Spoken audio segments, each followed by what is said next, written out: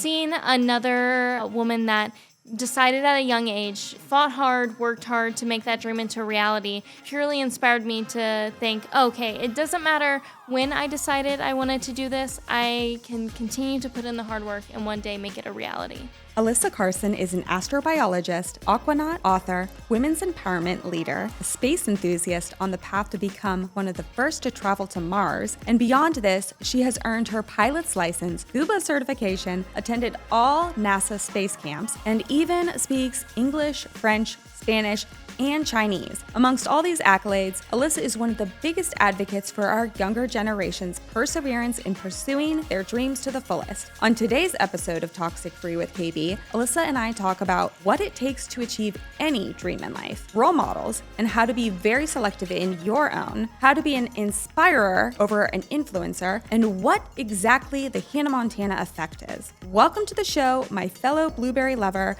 the NASA Blueberry herself, Alyssa Carson.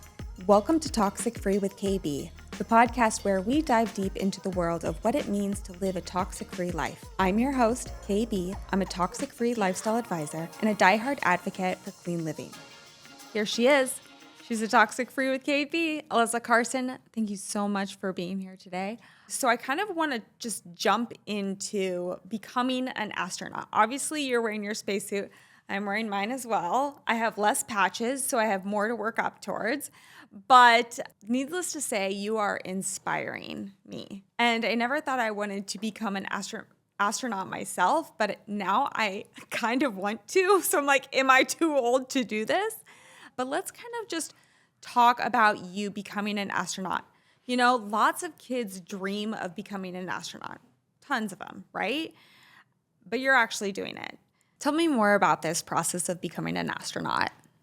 Yeah, I think that when I was younger, I knew that I liked space and I had an interest in space, and obviously astronaut was kind of like the obvious path to getting the opportunity to go to space. And I think whenever I talked to other astronauts, a lot of them kind of had like this story of, sure, they had like a passion or interest in space whenever they were a kid, but they kind of like forgot about it and they kind of grew up, and then one day they happened to come across like a astronaut selection process and we're like, hey, I kind of meet those requirements, why not, apply and, fulfill this childhood dream. Whereas I think that whenever I had the dream and aspiration of wanting to become an astronaut, it was, okay, how do I from a young age, work towards making it into a reality. And I think that was kind of like a new idea. I think it was very different to have the interest of becoming an astronaut from a young age and then actually working towards it. Even though it meant pursuing another career alongside it,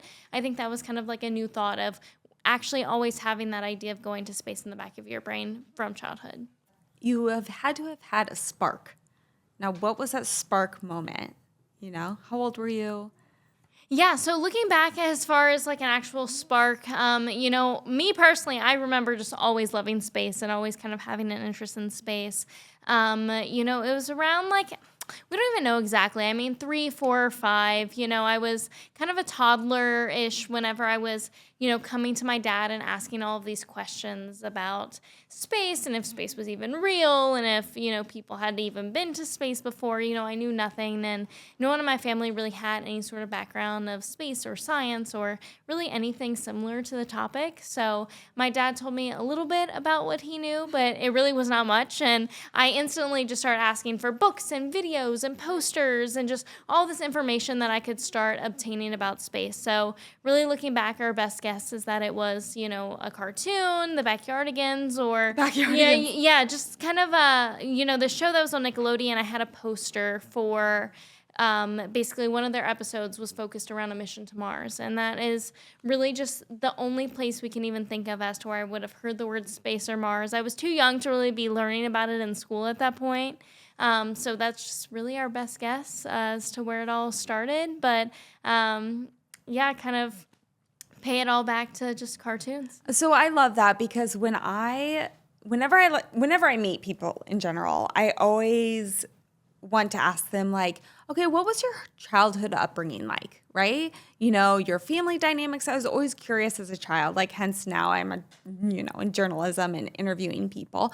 But I always was fascinated of like, what was your upbringing like? What were you interested in as a child? Because I like to see if what they were interested in as a child correlated to what they went into, in the future. Or, when I have clients, me being a toxic-free lifestyle advisor, I talk to these adults and they're like, well, I'm just not happy in this job or this and that. And then I like to stem back and I say, what were you interested in the most as a child?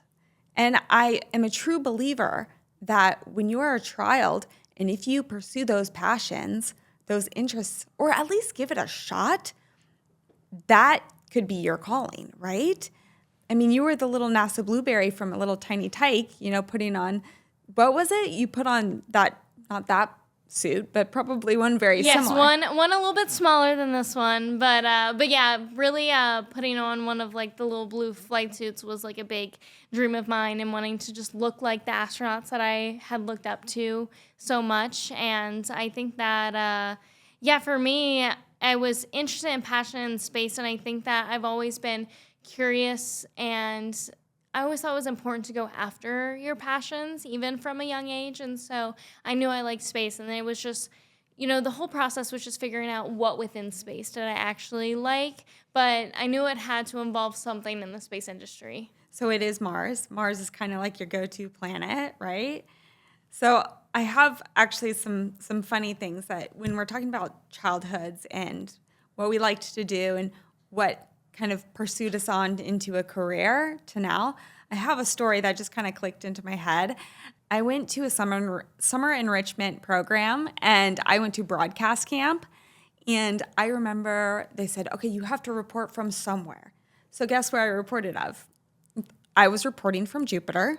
So that's our tie-in right there. Reporting from Jupiter. So maybe that's my planet that I should start learning too. But Mars has always been your planet, right? Why has that kind of been a huge fascination to you?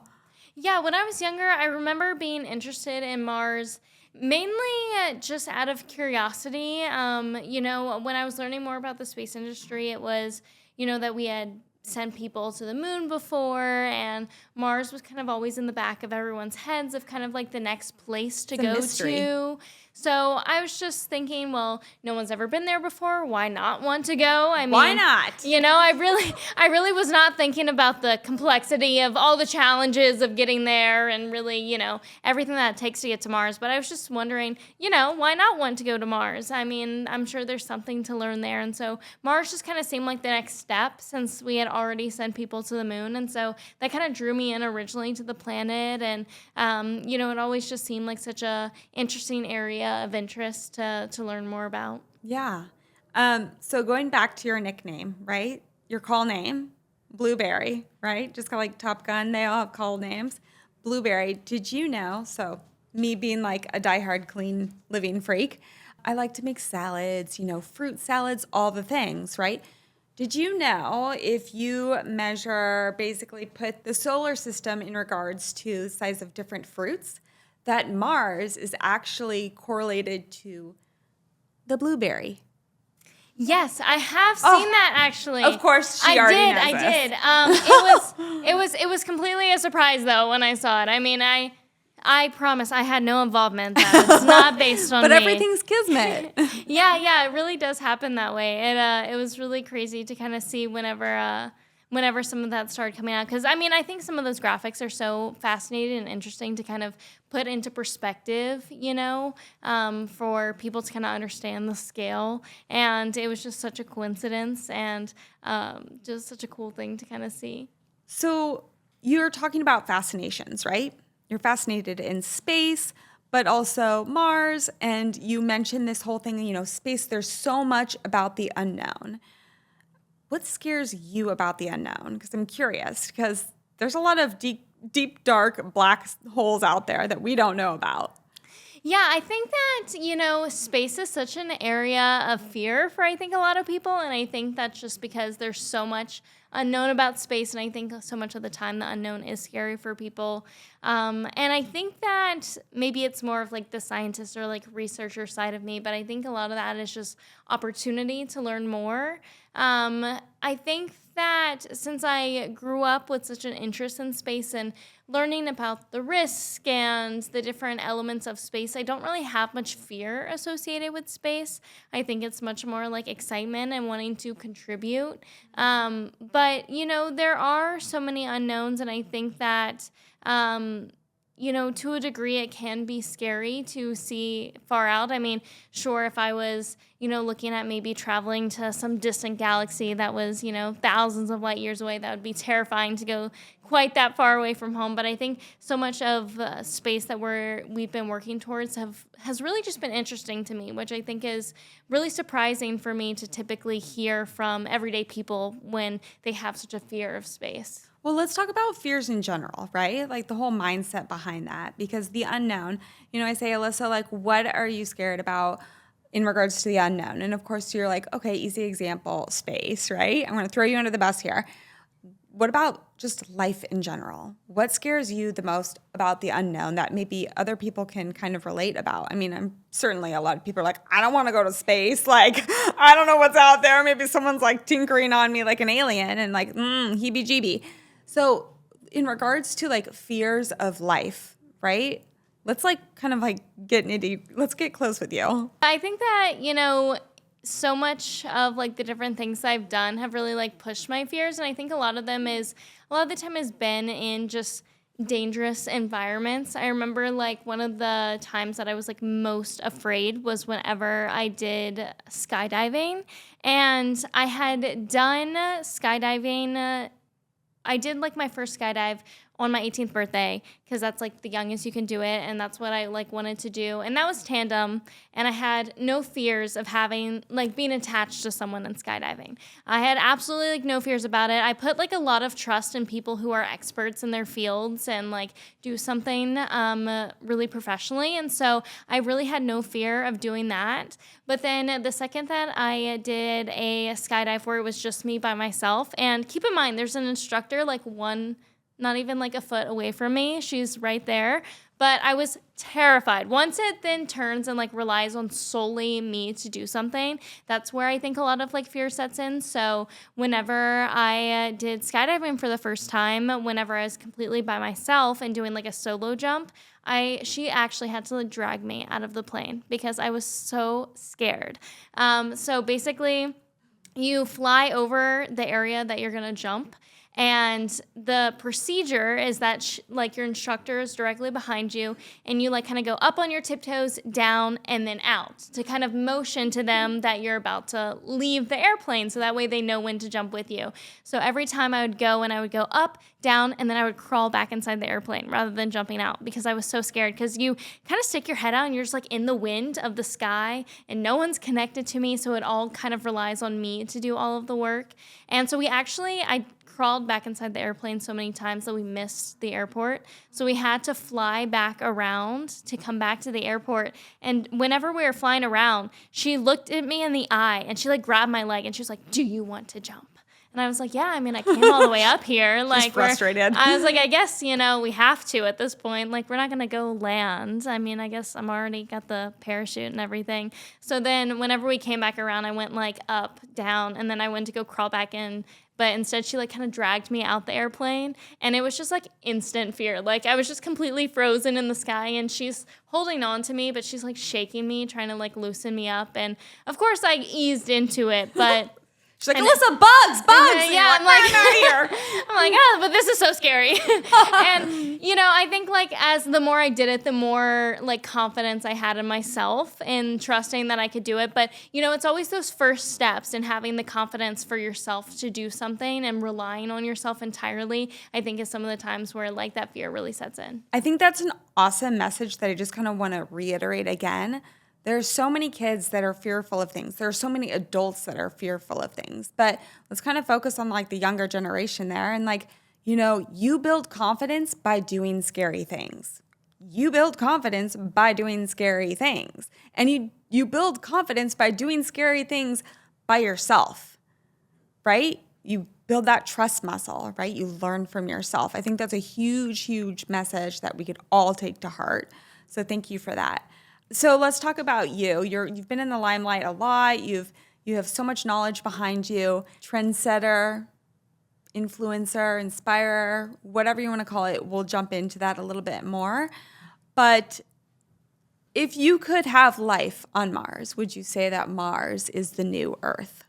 Vulvas are a vital part of women's health that have been ignored for far too long. Vulva Care creates the space and time for women of all ages to get in touch with every part of their bodies. It's time to care for our vulvas. Medicine Mama has done just that. They have created a line of vulva skincare products that are hormone-free, OBGYN approved, clinically tested, and have over 12,000 five-star reviews. I use my Vulva Balm every single day, and let me tell you, it's so nourishing and luscious and does not disrupt my vaginal pH. Try Medicine Mama for yourself and let me know what you think. Get my exclusive code of 15% off all menopause, pregnancy, postpartum, grooming, and even sexual wellness products today by using code Toxin-Free15. For 15% off all purchases, use code Toxin-Free15. Again, that code is Toxin-Free15. And if you want to learn more, tune into Toxic Free with KB, episode number 282 with the Medicine Mama herself, Dr. Claire Bartuccio. I would say that Mars used to be Earth, kind of. I think is a little bit more to what we think is kind of how it was. We think Mars used to be more similar to Earth. We think Mars used to have water, and we think now it's kind of dried up. It has kind of lost its atmosphere. We think that Mars used to have a thicker atmosphere, and so we think Mars kind of used to be potentially a little bit more similar to Earth, kind of in the early stages of the solar system forming. And so that's kind of the biggest area of interest, especially when life is brought up, because it's one thing, it's kind of harder to say whether or not life could be on Mars now, but it's probably, more interesting to see if life used to be on Mars, because we think Mars used to be more suitable and more similar to Earth. And so a lot of it's kind of looking into the past to see, did there used to be life there? So now we could just say Mars is the Atlantis of Earth. It's the prehistoric time. Yeah, it could be prehistoric times. Okay, well, we'll see. We'll soon to find out, because you're on that path. You want to be one of the first on Mars. So you would be one of those women in this leadership role out there, which that's what I want to jump into next. Women in leadership role models.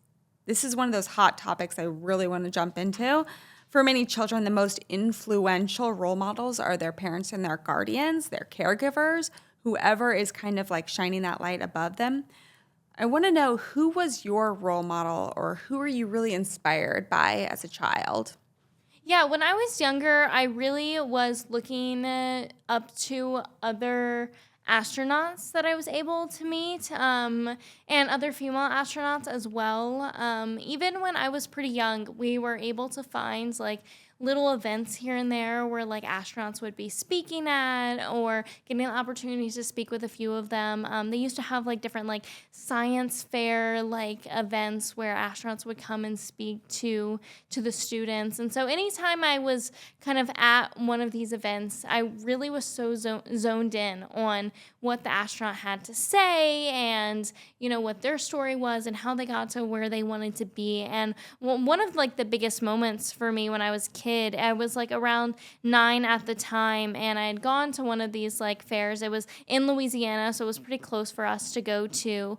And there was a female shuttle astronaut, Sandra Magnus, and she had given a presentation on how she got to where she wanted to be. And I asked her afterward, when did she decide that she wanted to become an astronaut?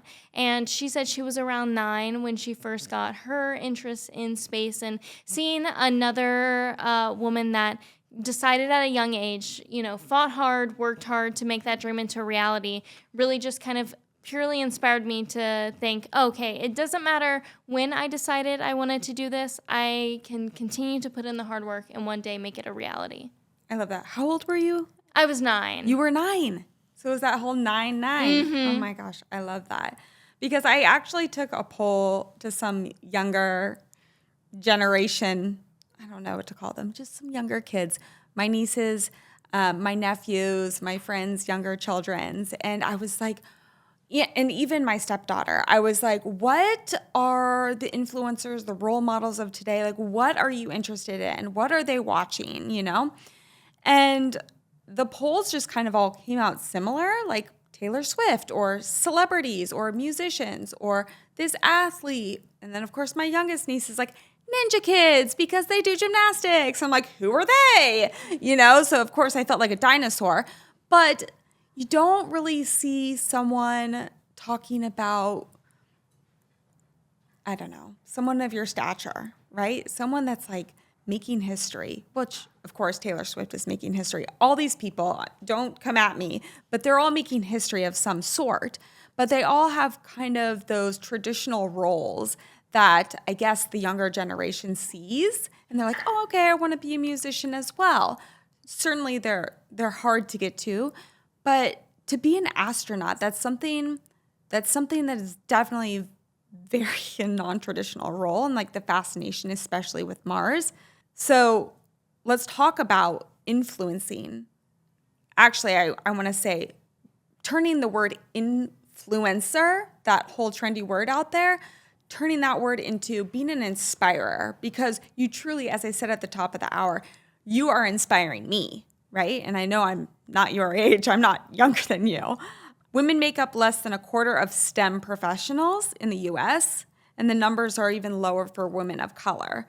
So I know you are a huge STEM advocate for people that are not educated on what STEM is. Can you briefly jump into what that is?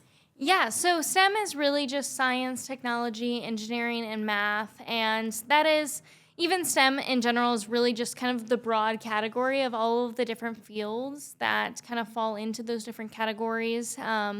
There are just thousands and thousands of jobs. I mean, even just speaking to the space industry, I think most people are surprised at the amount of different types of jobs and opportunities that you're able to go into.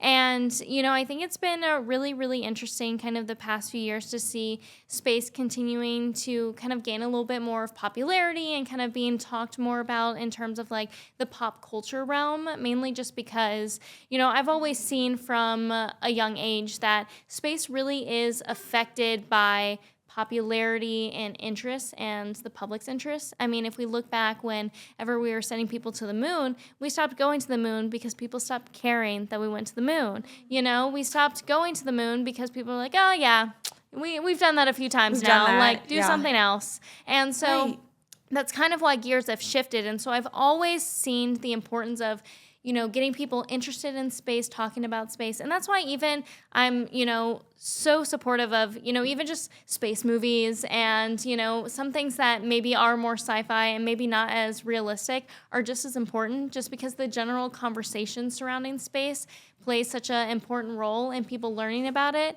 And especially for the next generation, I think, you know, a few years ago, whenever we had moonwalkers and kind of this stage of space, a lot of these astronauts were seen as heroes and seen as such like huge roles in the public eye. And I think now that there's been a shift in, you know, kind of with the shuttle program, there were so many astronauts going up and there were so many missions that we kind of lost a little bit of that. And I think we're really starting to make a turn now more recently and seeing some of these pivotal roles and important people in space again. And I think that kind of brings a lot of that passion and interest back to the next generation because they see those people and they think, okay, I want to do that. I want to be like them. And I think that, space kind of falls into a lot of those pop culture realms just as, you know, musicians and some of those other roles do as well. I love that. I mean, we just need to, like, as you said, we just need to get people like yourselves, especially, we're talking females. I'm a huge female advocate. You know, there's so many male-dominated roles out there already, but I think, you know, as they say, the future is female. We can do anything. Just, you know, we just need a voice. Or, excuse me, I'm going to take that back. We have voices. We just need to be like, hello, use this platform to share our voice because we have very strong voices and they need to be heard. And especially the knowledgeable ones like yourselves. You know, I think that's highly, highly important in the programs like the STEM. I was just talking to my girlfriend the other day, And she's like, oh my gosh, our young girls are in STEM and we love it and they would love to learn more about Alyssa. So it's just like moments like this, like us coming together and chatting about it, that is where the education comes to. And when people are more educated, the more that they can do, the more that they can support out there, right? So what I love about you, especially a woman in a leadership role, something that is so male dominated, like aerospace. I mean, my uncle is a rocket scientist. He actually worked on many of the Mars programs and the Mars rover. So y'all have to meet. He would love to meet you. But being a female in this role, what I especially love about you is that you like to make things fun. You like to make things current. You had your lab coat and you're like, guys, I'm going to tie-dye this lab coat. I love that. I'm going to get an image of that and put it on the show. But I kind of want to say you're making science sexy, right? We're shooting off rockets, if anyone heard that. But I love that. You're bringing fashion to the lab. And I think that is also something to share to young females to say, you don't have to be black or white. You don't have to be, bread or butter. You don't have to be whatever, apples and bananas, whatever it is. You can be all these things together, right? And you can still be powerful. You can still be smart. So tell me more about that. Yeah, I think that a lot of the time, especially women in the aerospace, space industry, so much of the time they put a lot of effort in being taken seriously and, having equal voices. And I think that, when I was younger, I saw a lot of females working in the space industry. And even, I started working in citizen science, and there were other female researchers involved in that as well. And by the time that I kind of got to college, I kind of saw more of the, limit of the amount of girls in the space industry. I mean, it took me over a year just to find another female who had the same major as me when I got to college. And that just almost blew my mind that there weren't nearly as many girls involved in these fields as I maybe had originally thought. And I think that so much of the time, women put so much effort in wanting to, work so hard to, prove themselves or to have a voice in those ways that they almost lose themselves. And so bringing some of those elements of fun or just being yourself while also doing the job that you're really, really awesome at, I think is so important. Just because you can do both. And I think that so many fields, and even within STEM, it's such an interdisciplinary between so many different fields and factors that it's important to bring all those elements of yourself because that's where really good ideas come from. A lot of the time we don't need someone who is, just so zoned in on one area. That's important to have a little bit of knowledge across different things. And so I think bringing all of your interests and passions really makes a big difference. So I think that that's why it's always been important to me to, encourage the next generation and the next generation of girls to kind of combine their interests and pursue whatever it is that they're passionate about, even if they don't see it clearly, in the moment, because sometimes that can be a really non-traditional job or maybe a job that you don't even know of yet. But, I think that in the end, if you follow those passions, you end in a role that you're really, really good and fascinated in. So I think it's important to keep those elements of yourself. Keep all of those elements of yourself and bring all of yourself, right? Allow yourself to shine because you don't know how that could be so, inspiring to even the industry itself, right? I love that, And with your mission with STEM, you mentioned to me on the phone that students are not going to pursue something if they are not exposed to it. So that's something that I think we should all take away in general. Yeah, no, I completely agree. I think that kids really don't know of everything that's out there, right? They don't know of all the jobs and opportunities unless they're really told that they're out there or they see it or maybe meet someone that has those jobs. And, I'm always wanting to share with students and the next generation some of these more non-traditional jobs just because I think in a day-to-day school environment, kids are just exposed to a lot of the same old jobs over and over again. And I'm always worried about that kind of limiting their interests or their field of interest and not being able to kind of see all of those opportunities that are out there.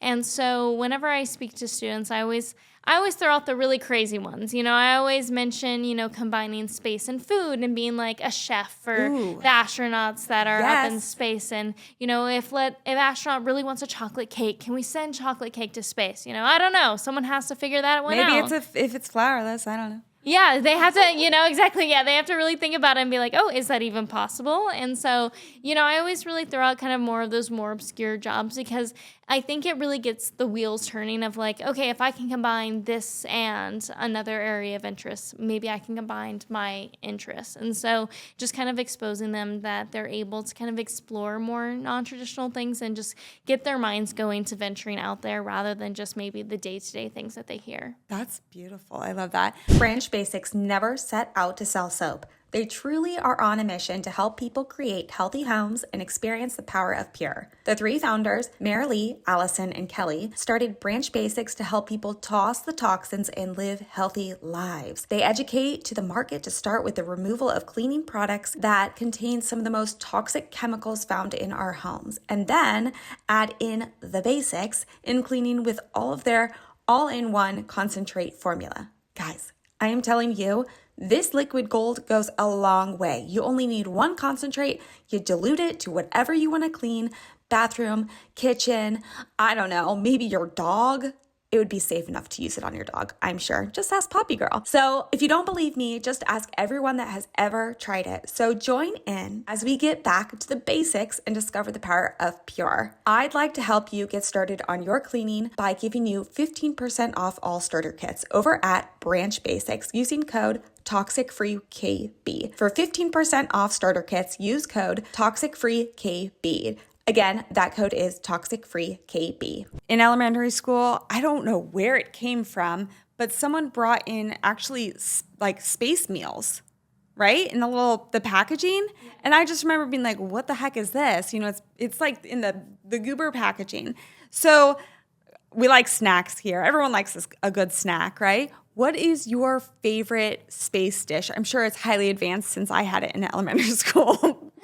Yeah, well, that is one, really fascinating thing is, I think I have these kids ask me all the time, about like space food, and really it is changing food to a degree. I think when we think about space food, we're really stuck in kind of like the early days of space food where it's like in a toothpaste tube and it's like all gross and nasty. But, no one liked that. So we got a little bit fancier with space food. I think nowadays astronauts kind of get asked more of like their likes, their dislikes for their missions, to have more of like varieties. And most things we can figure out how to send to space. And again, it's those amazing people that figure out how we even package and send these things to space. But there's very few things that are like completely off limits when it comes to space, but astronauts can have mac and cheese or shrimp cocktail or really fancy things nowadays. So they have good meals up there. Wait, hold on. Shrimp cocktail, like in outer space? Like how far did that have to travel? Let me just say, like.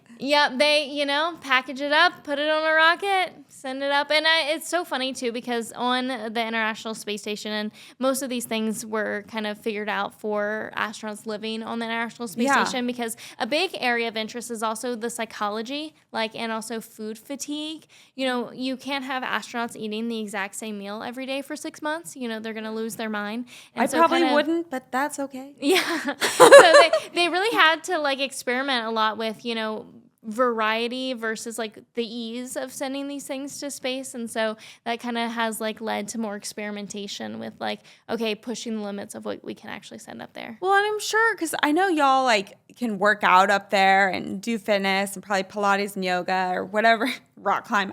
Get it? Rock climb. That was a good one. But nutritionally, you have to make sure that these things are nutritionally sound for them to think clearly, to still do their studies and whatever you need that, capacity for. That is something I would actually be interested in learning more about, the nutritional aspect of space food. Yeah, no, 100%. The balance between eating good and you kind of brought up exercise, which is, a really important part of the astronauts who live on the International Space Station. There's been a lot of research into how like the body adapts when it's in space. And, typically the body when it's in microgravity, even though we may be sitting in chairs and relaxed, we're still working against gravity right now, even though it doesn't feel like it. So we're kind of exercising, even though we're just sitting.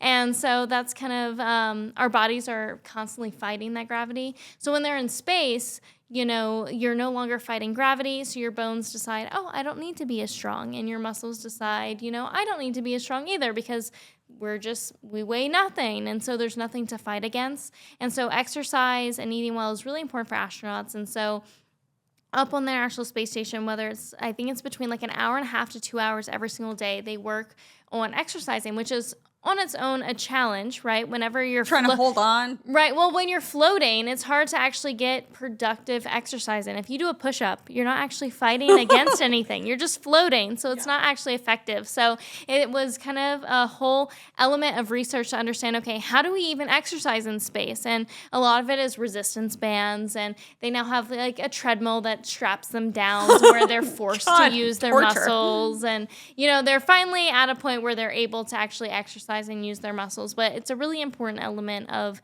being and sending people to space. We have to keep them healthy and fit and able to do the jobs that they're set up there to do. I love that. So you were mentioning when we talked about women in leadership, you were talking about them having to prove themselves, prove their voices to be heard, right? You have done so much, and you're only 23. You've done so much in your life. Like, I'm blown away. I kind of feel like a loser. I'm like, oh my gosh. I need to catch up to you, but I am inspired, as I'll say again and again and again. But do you ever feel like Hannah Montana? I mean, I'm going to call this the Hannah Montana effect. Do you ever feel like her? And for people that don't know her, you can kind of maybe share the story of if you do or don't. Yeah, I think that a lot of the time in proving myself also fell a lot into my age and being interested in space at such a young age because, I was obviously a normal kid. I did normal things and I danced ballet and I played soccer with my friends and I had sleepovers and, was a completely normal kid. But then at the same time, whenever I would go into these environments that were more space focused or I was focused on getting that respect or wanting to be taken seriously, I had to almost put on a little bit of a front to be taken seriously because a lot of the time with how young I was, so many people would take my interest in space as, oh, that's cute, good for you, rather than really welcoming me into wanting to be taken seriously and do the research or whatever it was. And so I was always really trying to present myself, use bigger words or whatever it may be to,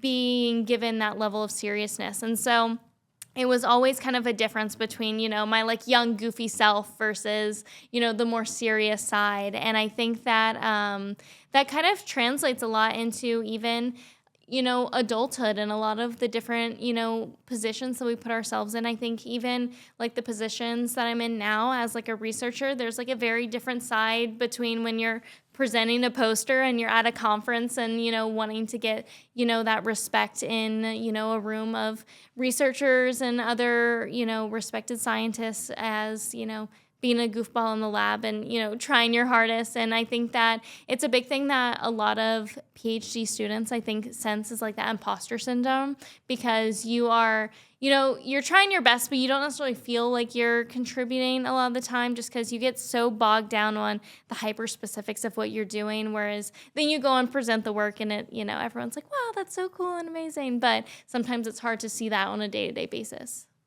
Yeah, we live day-to-day basis. Yeah, we can go so much into the future, right? And then think about even just like the perceptions of other people, and that can really like take you down, right? Perceptions of people. I'm sure people throw a lot of hate at you and be like, she's too young. She doesn't know what she's talking about. She's, still working her way, but she's acting like this or that. I'm sure you see it out there. And I would hate for you to read that and be like, have that crush your dreams. I just want to say, keep going. I know you're like, no, I'm not going to let that crush me. I'm going to keep going. So I'm a huge advocate for self-care, right? We all go through something. We all have that like, yes, I've got my voice. I'm going through it. But at the end of the day, we all have to have that self-care. So how do you stay grounded in a fast-paced world? How do you take care of yourself? How do you have fun? Yeah, I think that for me, it's always been a balance. And I think I also get asked a lot of, how I'm like not bored or burnt out of space, which I think is like really important for when we have something that we're passionate about, because you can really easily fall into being like almost too passionate or putting too much time into something that you do burn yourself out. And I think keeping that balance, as you said, like free time or just having fun, really is that leveling and finding that balance for yourself of, relaxing, debriefing, taking care of yourself versus putting in the hard work towards whatever it is you want to do. And I think that was something that I saw really early on, because I was pretty much forced to focus a lot of my like space interests during the summer and time off school, right? Because I had homework and I had other things that were equally as important as, my interests and passions for space. But I think that was a really good lesson in separating my passions versus just like being a normal kid.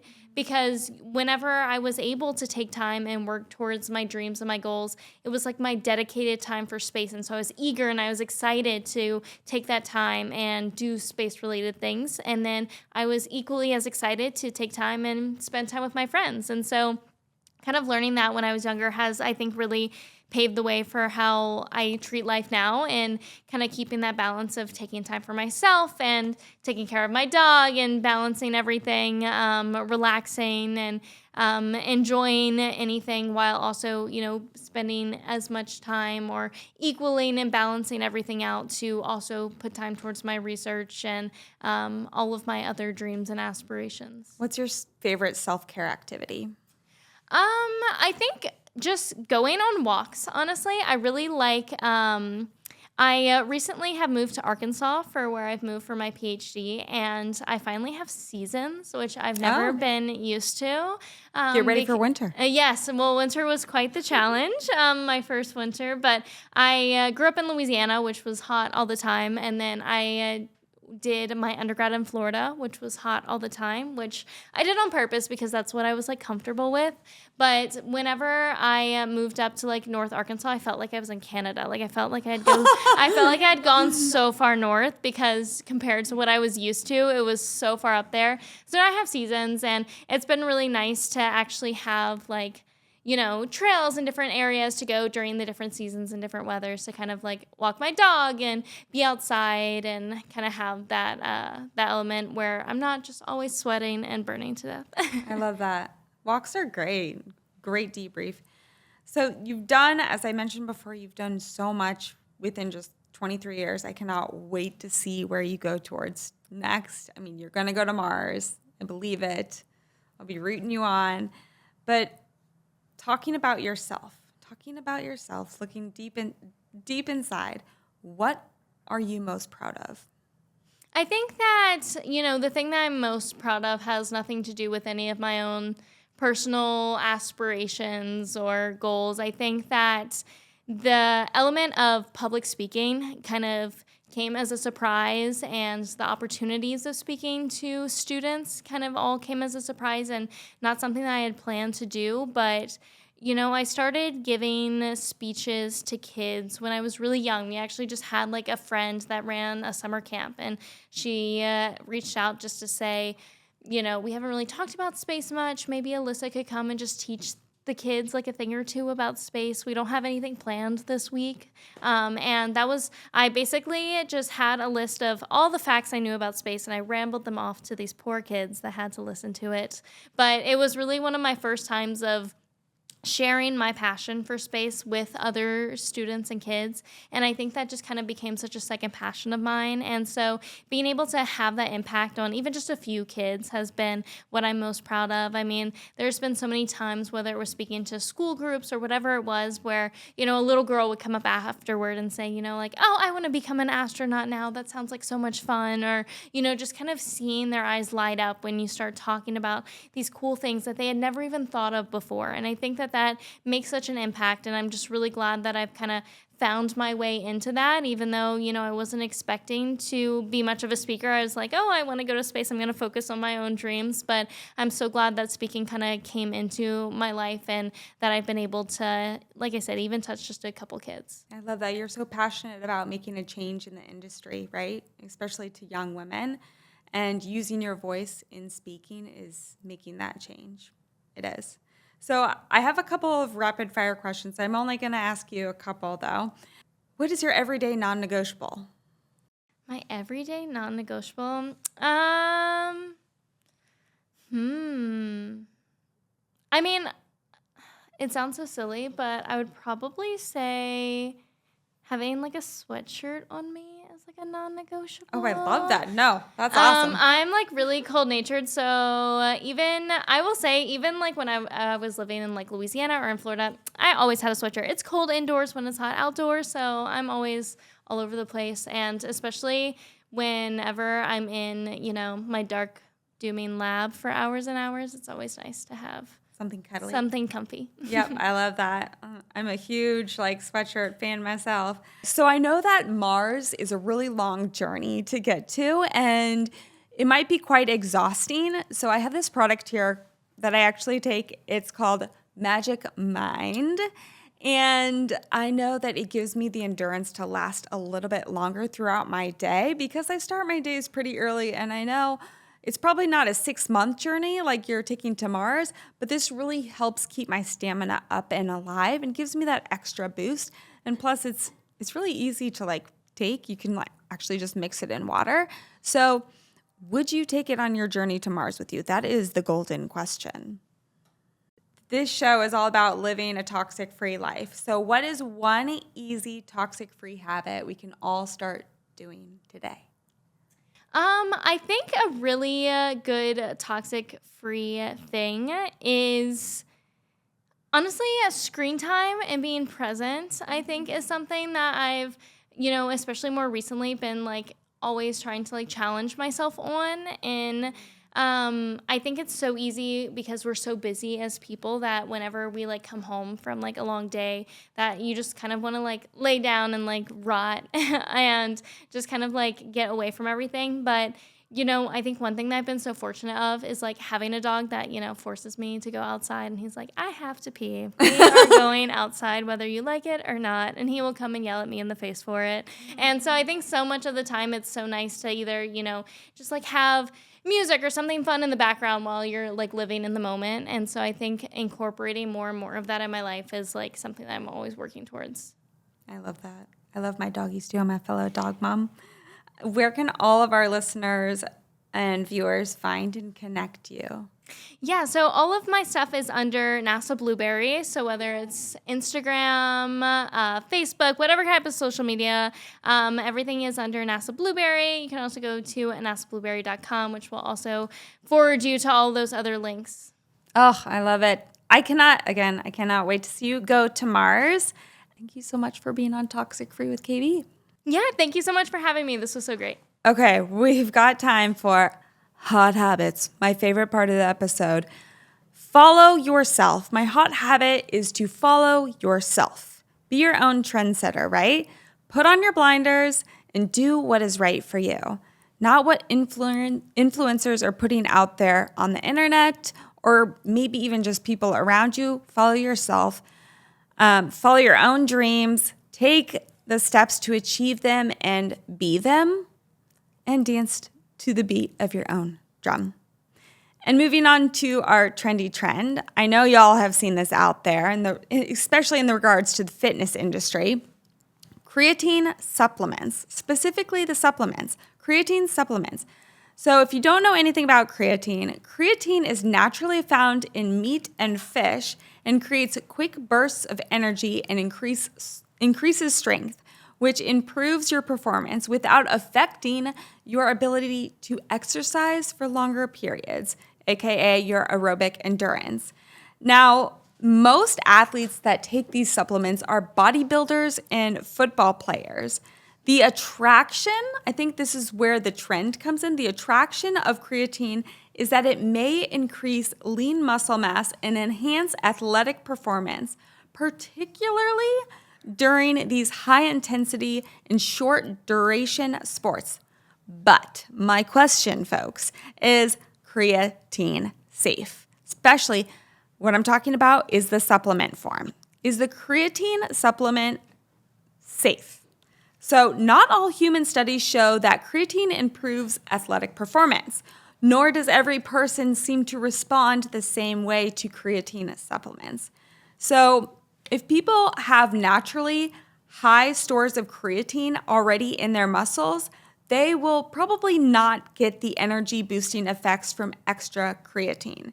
And taking creatine supplements may actually stop their body from making its own natural stores and may actually cause liver dysfunction in return, kidney damage, weight gain, dizziness, and even diarrhea.